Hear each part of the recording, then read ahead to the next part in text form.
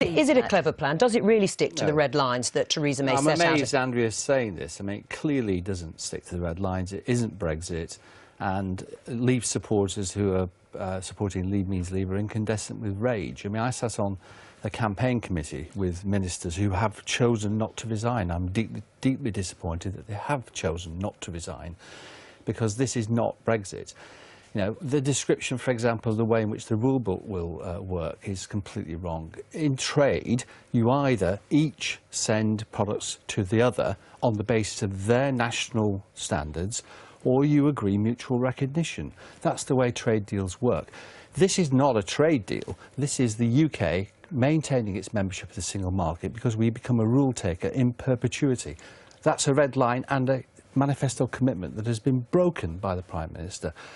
On immigration, there's absolutely no clarity at the moment as to exactly how that will work. If it works in relation, for example, to anybody from the EU being able to enter the UK if they have a job, bearing in mind there are lots of intermediaries who will provide them with jobs, we will continue to have mass migration into the UK. Would you have expected Andrea Leadsom to have resigned as a Brexiteer? I would have hoped Andrea would have resigned. I would have hoped Boris would have resigned and Michael Gove would have resigned. And I'm deeply disappointed that they haven't done John it. Longworth, there isn't a majority for what you want in Parliament. So Theresa May and Andrea Leadsom and others have shifted in order to meet that very important point about the Northern Irish border. And that is why there was never going to be the Brexit that you would have liked to have seen. But it's no use pretending that it's Brexit. The fact of the matter is that we will continue with the rule book. It's a continuation. The fact that we've actually got freedom on services is of no relevance. There's hardly a single market in services in the EU as it stands. So actually, we've gained nothing but given away an awful lot. It's worse than the Norway deal. Norway, at least, doesn't have to comply with agriculture and food issues. We've got a situation where there may be a problem in terms of parliamentary numbers, but the British people voted for Brexit and to leave.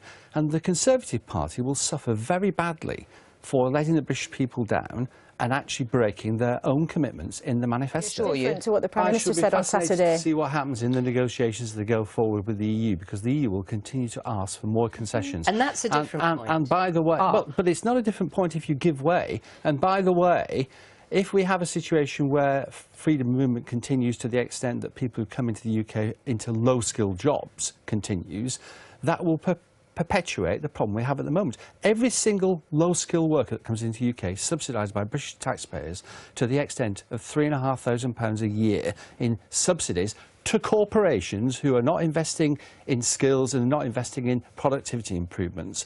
And that is an outrage when you consider the nearly 900,000 unemployed under 25s in the UK, which is a national scandal. Are you reassured by that? Do you think the right preparations are being made for no deal? I think the preparations for no deal should have been made earnestly and faster from a very early stage in the process, and the government were completely at fault right at the very beginning for not saying to the European Union very simply, we're going to global trade WTO terms, and if you wish to have a trade deal, our door is open.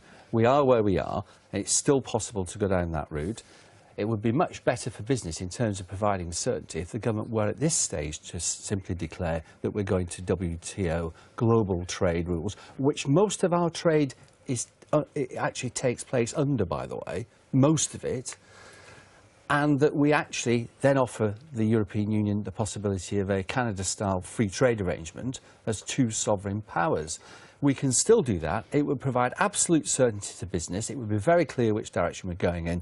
And if the EU didn't want to actually parlay on trade, we'd have a £39 billion war chest to deal with any fallout.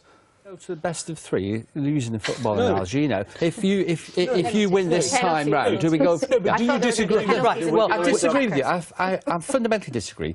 Oh, so the outcome's going to be what you thought? Is that what's going to happen? The fact of the matter is that the British people knew what they were voting for. They were voting to take back control of laws, money and borders. Is that happening? Yes. And at the moment, the government can keep saying that's happening until they're blue in the face. Okay. It's not. And